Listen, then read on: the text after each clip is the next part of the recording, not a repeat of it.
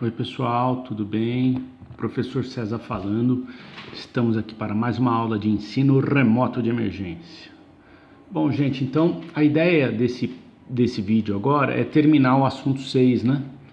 Onde o tema é equações, classificação e balanceamento. Só relembrando aqui o caminho da aula, a gente estava aqui no último item, né? Onde a gente está trabalhando um pouquinho sobre as condições para ocorrência de reações. E dentro desse último item, nós já falamos sobre as condições para ocorrência de reações de síntese, de análise, de deslocamento. Agora estamos entrando nas condições para ocorrência de reações de dupla troca, certo? Então, estamos aqui no último item do último item, certo? Então, vamos lá. O que acontece? Vem aqui para a folhinha. Vamos pegar uma típica reação de dupla troca aqui, ó. Dupla troca. Vamos pegar uma equação genérica de dupla troca.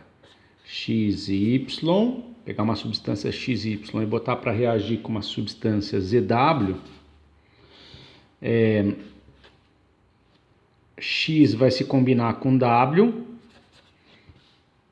E Z vai se combinar com Y, certo? Tá aqui uma típica reação de dupla troca. X entrou no lugar de Z e Z entrou no lugar de X, por isso dupla troca de lugar, né? Ó, X entrou aqui, se combinou com W, formando XW, e Z entrou aqui no lugar de X, formando ZY, certo? A pergunta que não quer calar. Essa reação ocorre, né? E quais são as circunstâncias típicas de ocorrência de uma reação de dupla troca, certo? O que vai fazer, o que vai propiciar a ocorrência dessa reação ou não? Veja bem, gente, por meio de muitos experimentos e da observação, a gente percebe que 3 situações típicas propiciam essa ocorrência da reação, né? Essa reação se deslocar no sentido de formar produtos, né? Obviamente dá para a gente pensar isso ou teorizar isso por meio de equilíbrio químico, o que vai ficar meio fora de contexto aqui para a gente, porque equilíbrio químico vocês vão ver com bastante intensidade lá em Quali, né? Mas de qualquer maneira o tio vai tentar de algum modo viajar na maionese com vocês para justificar a ocorrência ou não.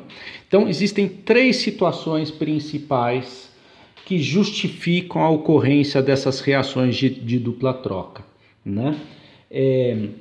Então, para eu olhar para uma reação dessa e saber se vai ocorrer ou não, eu vou ter que olhar para a solubilidade, a volatilidade e a força do sistema. Então, quando eu comparo, né, os meus produtos com os meus reagentes, os meus produtos é o depois da reação, reagente é o antes da reação, né?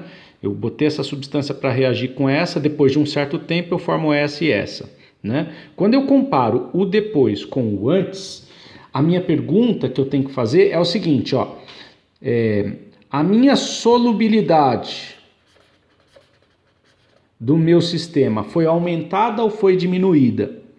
Toda vez que, quando eu comparo os meus produtos com os meus reagentes, eu percebo que a solubilidade do meu sistema diminui, então eu posso inferir que essa reação vai ocorrer. Essa reação ocorre. Tá? Depois o tio vai tentar justificar isso de alguma maneira para vocês, né?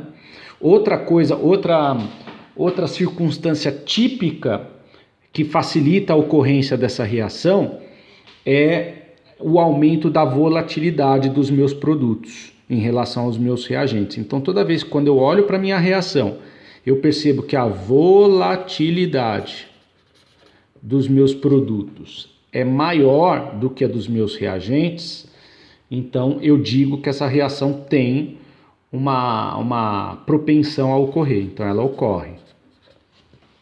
Então perceba que eu tenho sempre que comparar, né? Quando eu comparo a solubilidade dos meus produtos com a solubilidade dos meus reagentes e eu percebo que a solubilidade dos meus produtos diminui em relação à solubilidade dos meus reagentes, eu digo que essa reação tem predisposição para ocorrer. Quando a volatilidade dos meus produtos é maior do que a volatilidade dos meus reagentes, eu digo que essa minha reação tem predisposição para ocorrer. E uma terceira situação típica de ocorrência dessas reações de dupla troca é avaliando a força. Toda vez que eu avalio a força dos meus produtos e eu percebo que a força dos meus produtos é menor do que a força dos meus reagentes, eu digo também que essa minha reação tem predisposição para ocorrer. Então ela ocorre. Gente, ó, você tem esses 3 fatores principais que vão possibilitar ou não a ocorrência de reações de dupla troca. Professor, não entendi. Vamos entender um por um, devagarinho. Tudo bem? Então vamos lá pensar um pouquinho sobre a solubilidade, né? Então vamos lá, vem com o tio que você passa de ano. Olha lá. Reações de dupla troca. Vamos pensar a solubilidade do meu sistema e colocar aquela regrinha na prática, né? Então vamos pegar essa reação aqui, ó, uma típica reação de dupla troca. Nitrato de cálcio, sulfato de potássio. Quando eu coloco esses 2 reagentes para reagir, vai reagir formando nitrato de potássio e sulfato de cálcio? Né? Essa é a pergunta. Essa reação ocorre? Ó, perceba que é uma típica reação de dupla troca. Ó.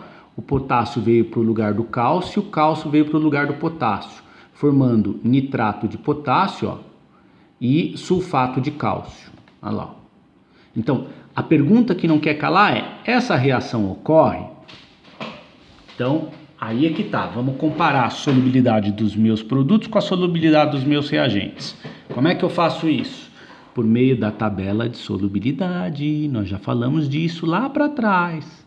Como é que essas tabelas são construídas, né? Lá em Quali nós vamos determinar quantitativamente, né? Nós vamos, por meio de cálculos, nós vamos justificar por que os cloretos, os brometos e os iodetos de prata, chumbo e mercúrio não são solúveis em água. Né? Então, nós vamos mostrar a construção dessa tabelinha de solubilidade lá em Quali. Por enquanto eu vou ter que usar ela aqui para saber se essa reação de dupla troca acontece ou não. Então, olha lá, como é que eu faço? Vamos classificar os meus reagentes e produtos como solúveis ou insolúveis. Então tá aqui, ó, nitrato de cálcio. Vamos para a regrinha aqui na tabelinha de solubilidade. Os nitratos são sais solúveis. Quais são as exceções? Nenhuma, né? Portanto, nitrato de cálcio é solúvel. Sulfato de potássio. Olha lá, os sulfatos também são sais solúveis, de modo geral. Tem algumas exceções, que é o de cálcio, bário, estronço e chumbo, né? No caso, nós estamos falando do sulfato de potássio. Como ele não está nas exceções, então ele é a regra. Qual que é a regra aqui? Ser solúvel. Então, quando eu olho para os meus 2 reagentes, ambos são solúveis. Quando eu olho para os possíveis produtos formados da minha reação, o nitrato de potássio, ó, também é solúvel, mas o sulfato de cálcio é insolúvel. Olha lá, os sulfatos, como regra, são solúveis, mas o de cálcio é uma exceção. Então, se o sulfato de cálcio aqui, ele é insolúvel. Portanto, quando eu comparo os meus produtos com os meus reagentes, aqui os meus reagentes, os 2 são solúveis. Os meus produtos, um é insolúvel e o outro é solúvel. Então, quando eu olho lá para a regrinha do tio, ó, olha lá, o que eu percebo que está ocorrendo com essa reação, né? A solubilidade do meu sistema está caindo. Se a solubilidade do meu sistema tá caindo, então essa reação ocorre. Então, essa reação ocorre. Certo? Muito bem. Professor, você está me ensinando uma receitinha de bolo para saber se essa reação ocorre ou não. Mas por que ela ocorre, né? Então, eu vou usar, como eu já disse, um argumento que talvez não faça muito sentido aqui, Mas vamos lá, vamos tentar imaginar aqui a brincadeira. Eu vou fazer um esforço para tentar te explicar isso com um argumento que não é meio fora de contexto, mas vamos lá. Aqui, ó, vamos nitrato de cálcio mais sulfato de potássio, dando KNO3, que é o nitrato de potássio, mais sulfato de cálcio. Olha lá. Certo? Bom, eu vou fazer com corzinha aqui na brincadeira, né? Bom, vamos pegar aqui, ó.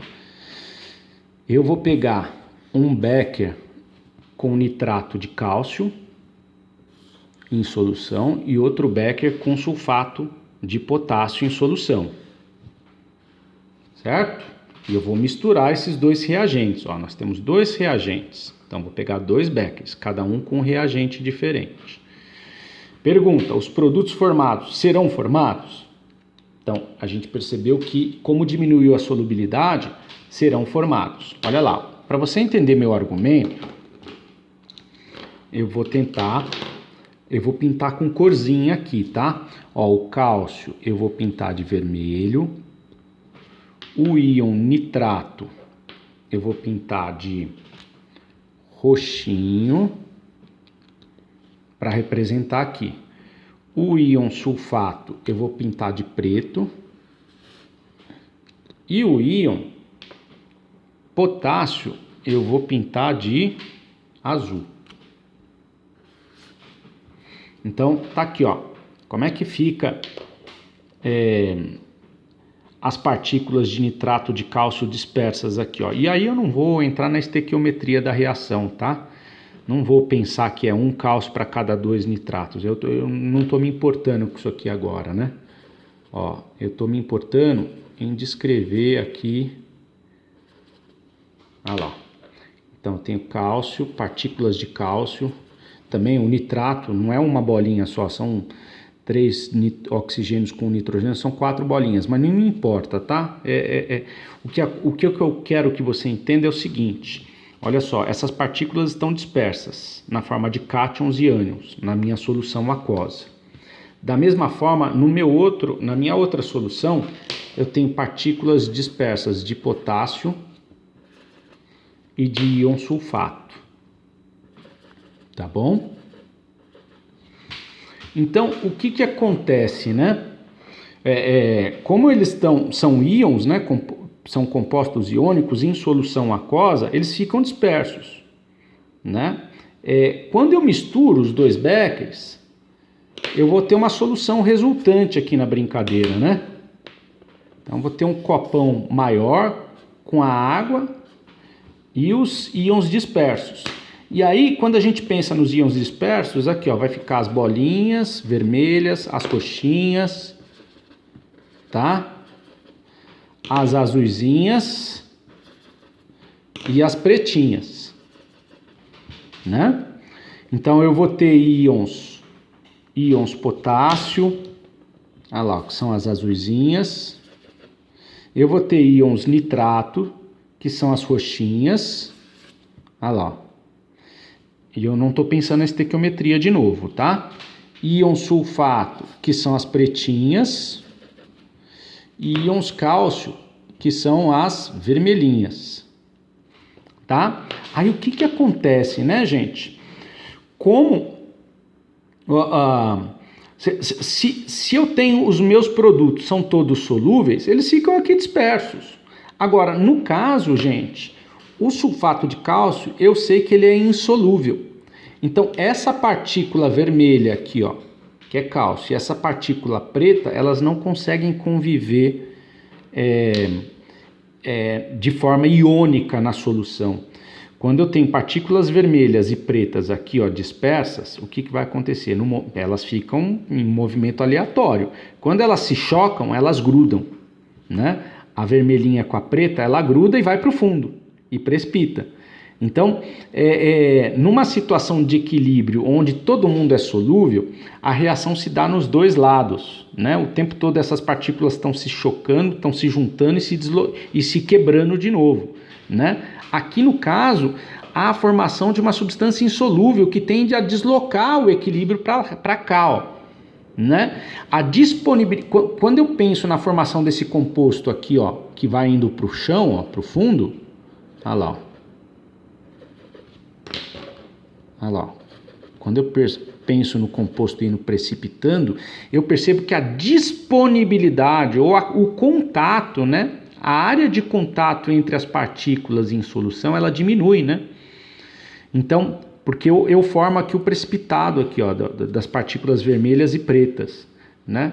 Eu desloco o equilíbrio no sentido de formar a minha substância precipitada, né? Ó, tô usando um argumento que não faz muito sentido aqui agora, né? Tudo bem, gente? Então, tentando justificar com partículas e com situações de equilíbrio, é mais ou menos isso que acontece, né? É como se eu estivesse retirando esses caras, né, da solução, ou a disponibilidade deles, porque quando eles estão dispersos na solução, eles estão super disponíveis. Eu estou diminuindo a disponibilidade deles na solução, né? Estamos brincando de imaginar aqui, certo? Então essa é uma situação extremamente favorável para essa reação ocorrer, tá? Então quando eu formo um precipitado, é como se eu estivesse retirando ele. Da mesma forma quando eu formo um gás, né? Quando eu formo uma substância gasosa, ela escapa da situação de equilíbrio e não tem como ela voltar para o sistema original, né? Porque vocês já devem ter visto em algum momento que as reações podem se dar nos dois sentidos. Então, quando eu formo, por exemplo, CO2, ele escapa do meu sistema, então não tem como voltar. Então, a reação se desloca altamente no sentido dos produtos. Essa é a ideia. Tá? Então a gente dá para explicar, dá para imaginar as partículas, né? Então a gente percebe que quando eu formo precipitados é como se eu estivesse retirando ele da solução, a disponibilidade dos meus componentes dele na solução, né? E aí eu meio que estou deslocando o equilíbrio para lá, tá? Tá claro isso, gente? Então, como é que eu faço isso? Como é que eu prevejo se a minha reação vai ocorrer ou não? Simples, eu olho todos os meus produtos e reagentes lá na minha tabela de solubilidade e classifico, ó, solúvel, solúvel, solúvel, insolúvel. Então essa reação ocorre. Se fosse solúvel, solúvel, solúvel, solúvel, estaria todos os íons em solução. Não faria muito sentido, né? Tudo bem, gente? Muito bom. Então, vamos pensar aqui agora a volatilidade do sistema, certo? Para pensar a reação de dupla troca, beleza? Então o que a gente sabe aqui, ó, que quanto maior a volatilidade quando eu aumento a volatilidade do meu sistema, a minha reação vai ocorrer, certo? Claro que vai ocorrer, por quê?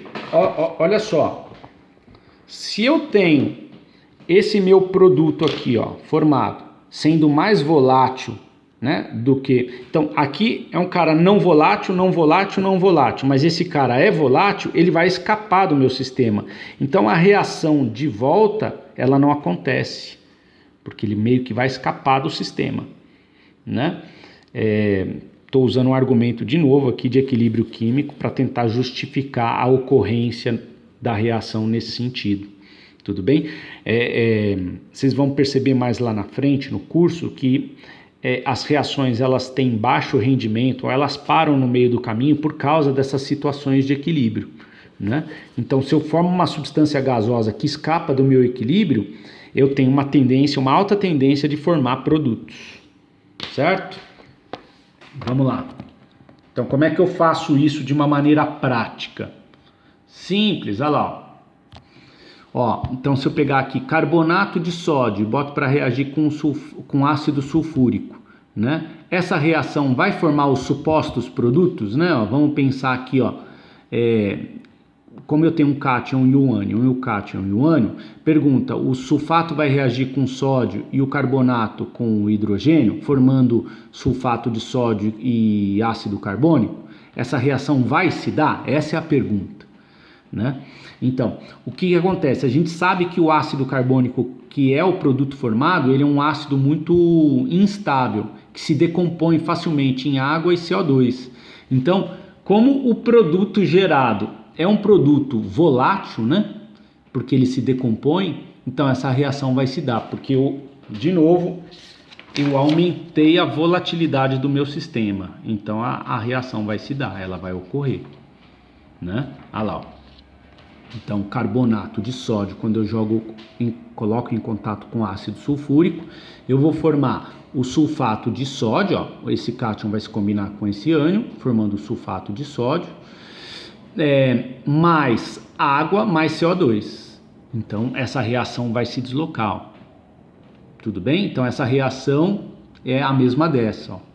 Só que o ácido carbônico formado, ele se decompõe em água e CO2. Da onde que veio essa água e do CO2? Do ácido carbônico que se quebrou. Tudo bem? E aí fica uma dica, né? Normalmente, ácidos costumam reagir muito bem com carbonatos e bicarbonatos, né? Com ânion carbonato e com ânion bicarbonato, formando CO2, tá? Então é uma dica preciosa aí para você entender em quais situações você tem o aumento da volatilidade do sistema.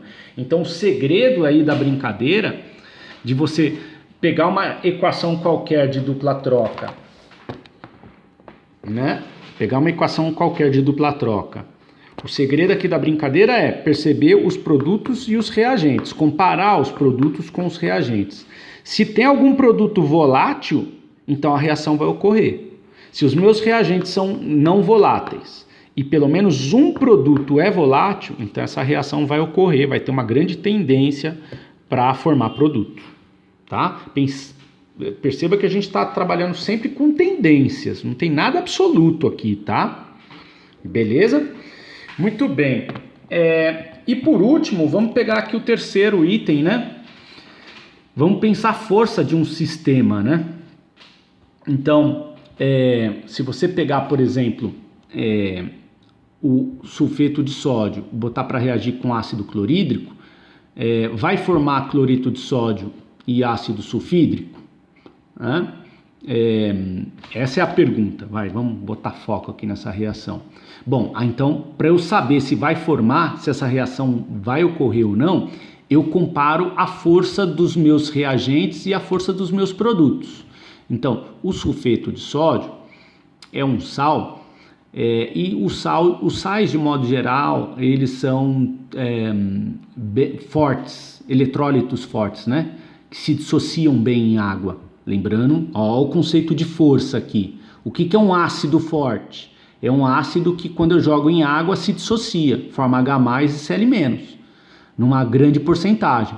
Então, quando eu olho para esses dois eletrólitos aqui, ó, o HCl é um ácido forte, é um eletrólito forte, porque ele em água forma muito H+, e muito Cl-. A mesma coisa o sulfeto de sódio, certo? Então, esse é forte, esse é forte. O NaCl também é forte, só que o H2S é fraco, né? Ele é um eletrólito fraco. E, portanto, ele acaba deslocando o equilíbrio nesse sentido, né? Professor, por que ele desloca, né? Então, vamos pensar aqui no negócio acontecendo. Opa! Olha lá, ó. Na2S mais HCl, formando NaCl. Aí eu nem vou colocar, não estou pensando na estequiometria da reação, tá? Não me importa aqui agora. H2S. Beleza? Então, vamos imaginar essas partículas dentro de um recipiente, né? Se chocando o tempo todo, para a gente imaginar se essa reação ocorre ou não. Quando o sódio encontra o cloreto, ele forma o NaCl. Maravilha, mas tá todo mundo em solução aquosa aí, ó. O NaCl tende a ficar na forma Na+ e Cl- lá em solução. Então, maravilha. Agora, quando o hidrogênio se choca com enxofre, né, formando o sulfeto de hidrogênio ou o ácido sulfídrico, o que acontece? Esse camarada ele é fraco, ou seja, ele tende a ficar no estado molecular. Ele não tende a voltar para o sistema H+, S2-, né? Então, toda vez que o enxofre se choca com o hidrogênio aqui, ele tende a formar o produto no estado molecular. Então, esse equilíbrio é deslocado para lá, ó, né? Então, toda vez que eu comparo a força dos meus produtos, né? A força dos meus produtos com a força dos meus reagentes, e eu percebo que a força diminuiu, isso é um indício de que essa reação tem tendência para ocorrer, né? Para se formar produtos e sobrar pouco reagente na minha reação. Tá claro isso, gente? Então tá lá um outro aqui, ó. KOH é um eletrólito forte, ó, nós já falamos de força de ácidos e bases, né? Lá atrás. KOH é um eletrólito forte, HBr também. KBr também é forte. A água já é um eletrólito fraco. A gente sabe que se pegar água pura, ela é só uma pequena fração dela se dissocia em H+ ou H-. Tá? Então é eletrólito fraco. Quando eu comparo os produtos com os reagentes, esse é forte, esse é fraco, esse é forte, esse é forte. Então, o que eu percebo aqui? Que a força do meu sistema diminuiu. Então a reação vai ter tendência para ocorrer. Ó, estamos trabalhando com tendências, nada é absoluto na química. Forte, forte, forte, fraco. Então a força diminuiu, essa reação vai ter tendência para ocorrer. Forte, forte, forte, fraco. Força diminuiu quando eu comparo o produto com o reagente, então essa reação vai ocorrer. Aqui está uma regrinha, né? Aí, ó, nós já falamos dessa regrinha, mas só para você relembrar. Como é que eu classifico KOH como forte, HBr como forte? Ó, os hidrácidos fortes são só esses três. Os oxiácidos fortes, né, para eu saber qual que é forte e qual que é fraco, tem uma regrinha, né? É só pegar o número de oxigênios, diminuir dele o número de hidrogênios ionizáveis. Se for maior ou igual a 2, normalmente é forte. Se for igual a 1, é moderado. E se for 0, é fraco. Né? De modo geral, é isso aqui que a gente vê. As bases fortes são aquelas de metais alcalinos e alcalinos terrosos, exceto o magnésio, lá dos terrosos, tá? Então é assim que eu classifico. A KOH é uma base de metal alcalino. Então metal alcalino é forte. Tudo bem? Os sais, de modo geral, todos eles são fortes. Então esse é forte porque é sal, esse é forte porque é sal, né? Esse daqui é forte porque tá na lista dos hidrácidos fortes. Esse aqui, ó, é forte porque é sal. Esse aqui é forte porque está na lista dos hidrácidos fortes. Esse aqui é forte porque está na lista das bases fortes de metais alcalinos, né? A água é um eletrólito fraco porque não se dissocia muito facilmente, ou em pequena extensão, né? E o H2S não está na lista dos hidrácidos fortes, portanto ele é fraco, certo? Tá claro isso, gente? Todo mundo entendeu como é que a gente faz a brincadeira? Muito bem. Então, fazendo essa brincadeira aqui, ó, acho que já dá pra gente ir resolvendo o exercício, ó. Você trava a tela e faça o exercício 7. Certo? Ah lá, para fazer o exercício 7 você vai precisar da tabela de solubilidade. Beleza? Faça para casa o exercício 7. Estamos terminando nossa matéria, gente. O exercício 8 também vai ficar para casa, olha lá. Vou dar um foco aqui, você dá um pause e faz o exercício 8. Exercício 9 também vai ficar para casa, lá. Certo? Dá uma pausada aí e faça o exercício. Você já tem condições de fazer. Certo, gente? Bom, para fazer o exercício 8 e 9, acho que você vai precisar também da tabela de solubilidade, tá? Bom, então, eu vou terminando por aqui o assunto 6. Beijo no coração e até a nossa próxima atividade.